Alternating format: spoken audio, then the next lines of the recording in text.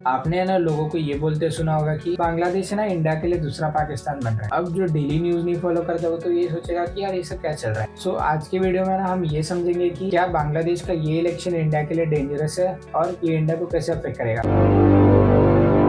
बांग्लादेश में है ना 12 फरवरी को होने वाले इलेक्शन सिर्फ एक डेमोक्रेटिक रूल नहीं बल्कि ये बांग्लादेश के लिए एक टर्निंग पॉइंट भी है। बस शेख हसीना के जाने के बाद से ना एक ऐसा वैक्यूम क्रिएट हुआ है जिसने है ना बांग्लादेश के politics as well as security landscape को है ना एक्सट्रीमली अनस्टेबल बना दिया। यहाँ अपोजिशन पार्टी है ना इलेक्शन ट्रांसपेरेंसी पर सवाल उठा रही है और तो और यहाँ से internet shutdown as well as media restriction की भी खबरें आ रही है, जिससे कई एनालिस्ट इसे इलेक्शन ब्लैकआउट कह रहे हैं। ग्राउंड रिपोर्ट्स के मुताबिक ढाका से लेकर आसपास के एरिया तक प्रोटेस्ट, पुलिस क्रैकडाउन और तो और है ना शैडो सेंसरशिप का भी माहौल है, जिसका डायरेक्ट इम्पैक्ट है ना सिर्फ बांग्लादेश के इंटरनल स्टेबिलिटी तक नहीं बल्कि पूरे साउथ एशिया के बैलेंस को भी है ना इफेक्ट करेगा।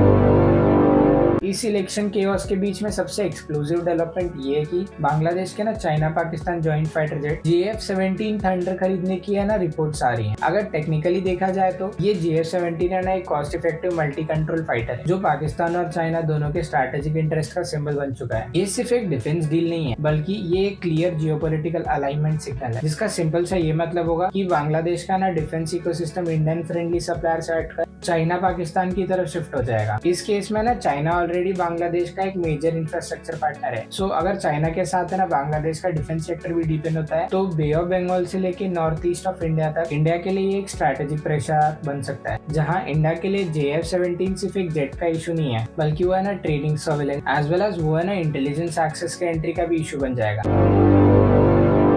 अब यहाँ नेचुरली है ना सबके माइंड में एक क्वेश्चन अराइज होता है, क्या बांग्लादेश है ना इंडिया के लिए एक सेकंड फ्रंट बन सकता है? फ्रैंकली बोलूं तो यार डायरेक्ट कॉन्फ्लिक्ट है ना अनलाइकली है, लेकिन इंडिया पे ना इसका स्ट्रैटेजिक प्रेशर बहुत ही रियल है बिकॉज नॉर्थ ईस्ट है ना एक ऑलरेडी सेंसिटिव चेक पॉइंट है, like chicken snake corridor, porous border और पास्ट इंसर्जेंसी चैलेंजेस के साथ। सो अगर बांग्लादेश में ना एंटी इंडिया सरकार चाइना और पाकिस्तान के साथ अलाइन करती है तो इंडिया की बॉर्डर कोऑपरेशन है ना वीक हो सकती है, as well as intelligence sharing slow हो सकती है और बे ऑफ बंगाल का नेवल बैलेंस सप्ली शिफ्ट हो सकता है। इसीलिए ये इलेक्शन इंडिया के लिए सिर्फ एक नेबरहुड पॉलिटिक्स नहीं बल्कि ईस्टर्न सिक्योरिटी आर्किटेक्चर का एक स्ट्रेस टेस्ट है। यहाँ इंडिया का रिस्पॉन्स होगा quite diplomacy as well as regional leverage, लेकिन स्टेक्स तो यहाँ क्लियर है। बस बांग्लादेश का पॉलिटिकल डायरेक्शन साउथ एशिया के पावर इक्वेशन को ना हेविली इम्पैक्ट करेगा।